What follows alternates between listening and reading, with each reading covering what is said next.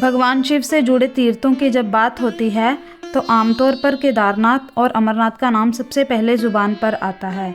लेकिन क्या आप जानते हैं कि अमरनाथ की गुफा में नहीं, किसी और गुफा में रहते हैं शिव।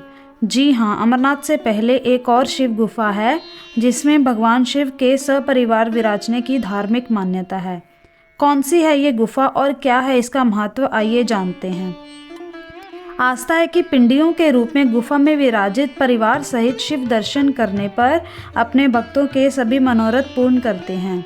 धार्मिक कथा है कि इस गुफा को स्वयं भगवान शंकर ने बनाया था। इस गुफा को बनाने का कारण भस्मासुर को सबक सिखाना था। पौराणिक कथा के अनुसार भस्मासुर ने घोर तप कर भगवान शिव को प्रसन्न किया।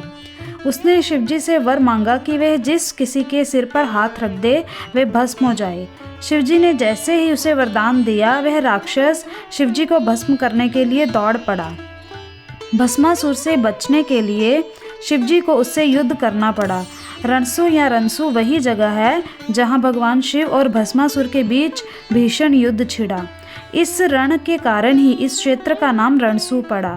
युद्ध के दौरान भस्मासुर हार मानने को तैयार नहीं था और शिवजी उसे मार नहीं सकते थे, क्योंकि खुद से उन्होंने ही भस्मासुर को अभय का वरदान दिया था। भस्मासुर से पीछा छुड़ाने के लिए भगवान शिव ऐसी जगह की तलाश करने लगे जहां भस्मासुर उन्हें ढूंढ ना पाए। तब शिवजी ने पहाड़ों के बीच एक गुफा बनाई और उसमें छिपे। खुद शिवजी ने ही जिस गुफा का निर्माण किया वह शिव खोड़ी गुफा कहलाती है। भगवान शिव को इस तरह गुफा में छिपा देखकर भगवान विष्णु ने मोहिनी का रूप धरा और भस्मासुर को ले जाने के लिए उसके समीप पहुंच गए। मोहिनी का रूप देखकर भस्मासुर सब कुछ भूल गया और प्रेमांत होकर मोहिनी के साथ नृत्य करने लगा। नृत्य के दौरान उसने खुद ही सिर पर हाथ रख लिया और हाथ रखते ही भस्म हो गया। भस्मासुर के खुद को ही भस्म कर देने के बाद भगवान शिव गुफा से बाहर आए। शिवजी द्वारा निर्मित की गई इस गुफा का अंतिम छोर दिखाई नहीं देता है। मान्यता है कि जो कोई भी इस गुफा में स्थित शिवलिंग और पिंडियों के दर्शन गुफा में आगे की तरफ बढ़ता है वे कभी लौटकर नहीं आता।